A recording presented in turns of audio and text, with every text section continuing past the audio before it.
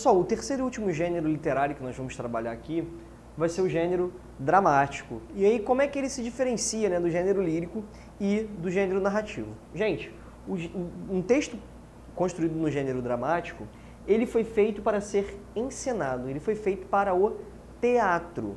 Isso faz com que o texto tenha diversas características muito peculiares. Em primeiro lugar, você não tem a presença de um eu lírico, tampouco você tem a presença de um narrador.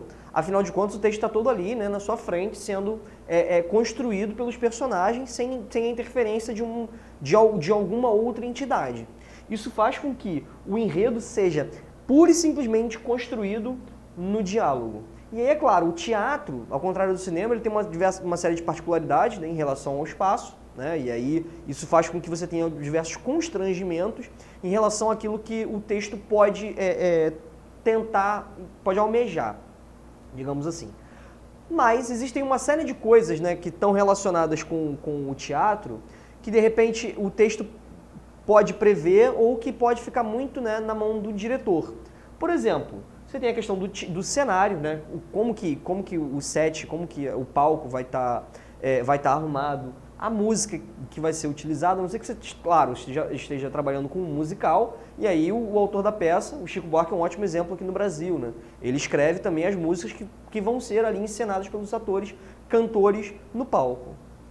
O figurino dos atores pode ficar muito na mão do diretor, isso, né?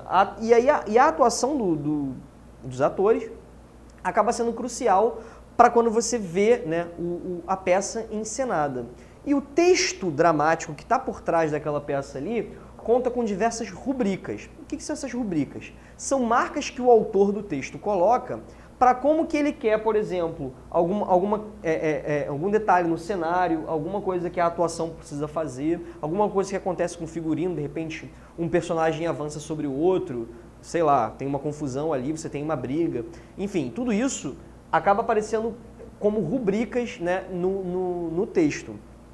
E é interessante que se você for ler uma peça, você vê essas rubricas exatamente para que você possa ser capaz de imaginar como que ia rolar, né, aquilo ali no teatro, né, como que aquilo ali ia acontecer se você estivesse vendo a peça montada.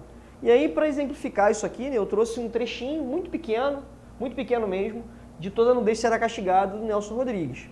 E que você tem basicamente diálogo entre dois personagens, que são Herculano e Nazaré. E aqui, pessoal, para efeitos didáticos, né, eu coloquei em cores diferentes, mas tenha em mente que o texto não vai estar assim, né?